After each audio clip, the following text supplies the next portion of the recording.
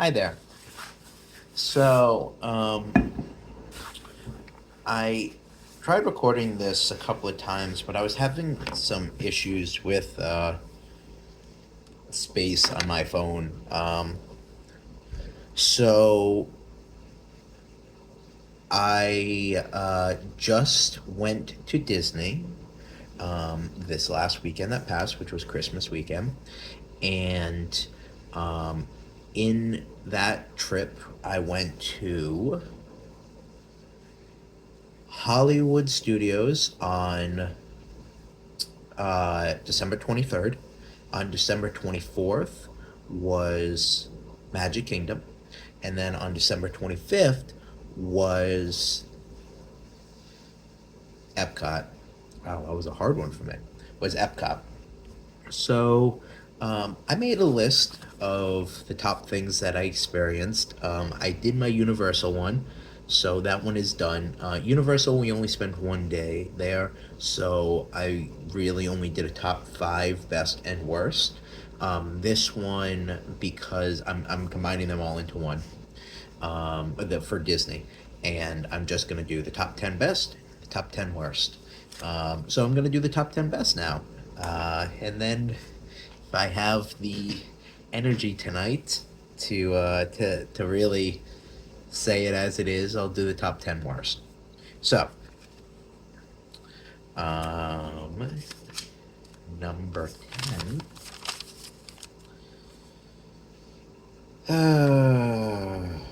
Okay. Number 10 was the Olaf scavenger hunt. So in Epcot, every year they have a little round disc. Actually, I have it right over here. If you, well, I was gonna say if you plan to do it this year, spoilers, but this year's over, so you can view the map in its entirety.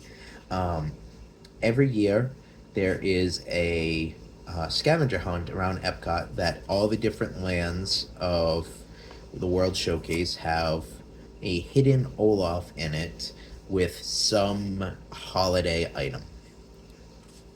They can be things like menorahs, dreidels, gingerbread, uh, candy canes, music notes, fruit cake, paper lanterns, logs with cranberries on them. I don't know.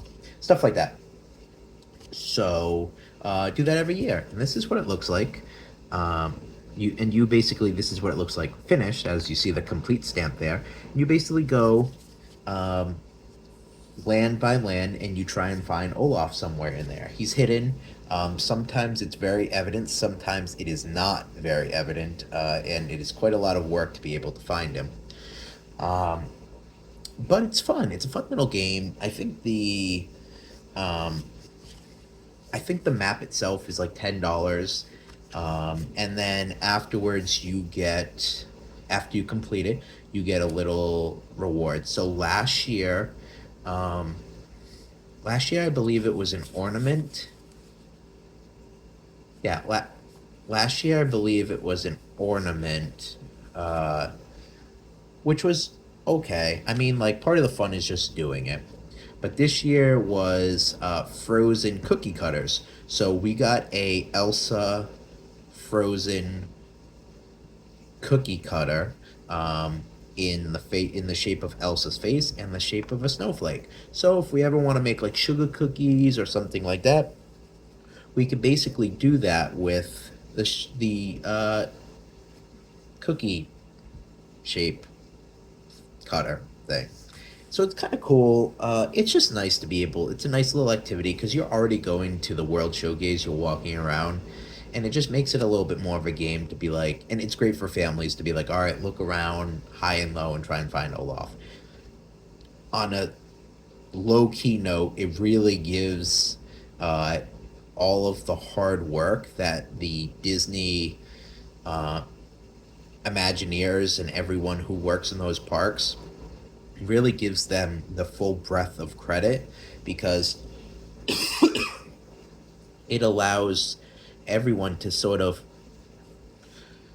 look at every minute detail of a land and really appreciate how much work goes into that, because I think it's easy to get wrapped up in the Christmas spirit in the parks, and not sort of look at everything, kind of be awe inspired by everything that's going on, but being able to look with the map around specific areas and take in those tiny details, I think is critical, and it was a great way. I mean, we did that on Christmas Day, so it was a nice little thing to do on Christmas Day of walking around and just soaking up the Christmas and holiday environment, because it wasn't just Christmas. There's dreidels on there, menorahs. Um, Talked about Chinese New Year. There was Papa Noel for France. All kind. There was I don't remember what her name was, but there was like a almost like a Baba Yaga type for Italy, which I've never heard before, so that was crazy. But it was interesting. There was a lot of cultural significance to it, and it was fun to do a little scavenger hunt as you're already going to these places on Christmas Day itself. So that was number 10. So number 9 was the shows. So I did say two specific shows. I said, I believe it's called Enchanted Tales with Belle, and the other one is the Frozen Sing Along uh, extravaganza or something. So I'm gonna break both of those down. So I'll stick with Frozen because I just got off of Frozen from the Olaf scavenger hunt. So the Frozen sing along is surprisingly a lot of fun. Like, you go there as an adult. Like, I'm an adult male without kids, so it's kind of a weird thing for me to go to a child sing along. But I had a lot of fun, and then my wife came and we went to this as well. Again, we don't have any kids, so we went there. Two grown adults sitting in a sing along, and she had a great time. She sang along to the songs, and she was just enjoying belting her heart out. Um, but the fun thing about it as well is just like all of the people in this crowd are having a great time. The stage um, actors, the people that aren't playing main roles, like they're not Anna or Elsa or Kristoff or Olaf. Just the both times I watched it did a fantastic job. They were really funny. They had great comedic timing. They played well off each other. It was a really good show. And because it was in the holiday season, they even did a little extra show at the end for the holidays. And Olaf came out. He sang a song. It was great. It was a lot of fun. So much so that after I went and saw it for the first time by myself at an end seat right next to the exit, in case I was like, all right, I gotta bail. Like, this isn't gonna be fun. I stayed the whole time and I enjoyed it. That when we went back, I told my wife, I said, we should probably go see this because it's a lot of fun, especially on Christmas Day. So begrudgingly, she went and she had a great time.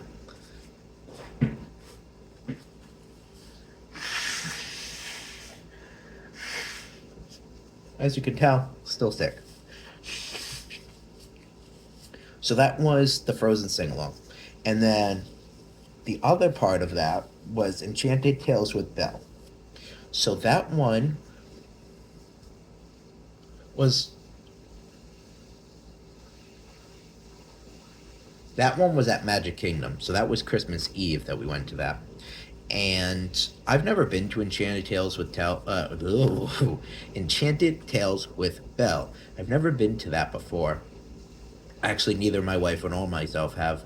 And um, I thought it was just a sit down watch kind of show, kind of like Beauty and the Beast the stage show is. That's not what it is. It's actually a very child friendly environment where all of the kids play out characters from the Beauty and the Beast um, movie to reenact the events that reenact the events for Belle of how she met the Beast, because it's been like a 1 year anniversary or something like that since she arrived in the castle or something. I'm not 100% on the story. It was loosey goosey. Uh, but it wasn't just the kids. There were also like adults that had to play roles and things like that. So it was kind of fun. It was very child focused though. Like this one was kind of a little bit more like we didn't have kids, so we were kind of, it was a little odd for us to be there. But I put it on this list because after after they did the whole show and everything like that, which was a lot of fun too. And the animatronic for Lumiere was fantastic. I was very surprised by how good it was. They need to have a Beauty and the Beast ride like they have in Japan here, and just use that animatronic, and it was so good. That after all was said and done, my wife did like all the people were going up there and taking pictures with Belle. It was, mostly kids and a couple of older adults as well, but not a lot of like adults with kids. Not a lot of people went to that without kids. So Belle was giving people a bookmark, and my wife is a huge reader, so I'm like, you have to go up there. Like we sat through all this. You have to go up there and meet Belle and take pictures. She's like, no, no, no, and I'm like, you should. I was like, she's giving out a bookmark. You can use that bookmark for your book collection, and you get to take pictures with Belle. Like, come on. Like, why did like I didn't know this is why we're here, but like we're here now. This is a great opportunity. So we're having this conversation at our seat, and one of the people that were ushering this whole thing, a lady came over and she was like, "Do you want to meet Belle? It's okay." And she was like, "I don't know." She was like, "No, you can." She's like, "Okay." So uh, my wife didn't want to displease this lady, and I think she deep down she wanted to go as well. She went up there, she met Belle, she got her bookmark, and she walked away, and she was all smiling and walking away, and like that was just great. Like even today when I was in Epcot, I had fantastic character moments, and I will say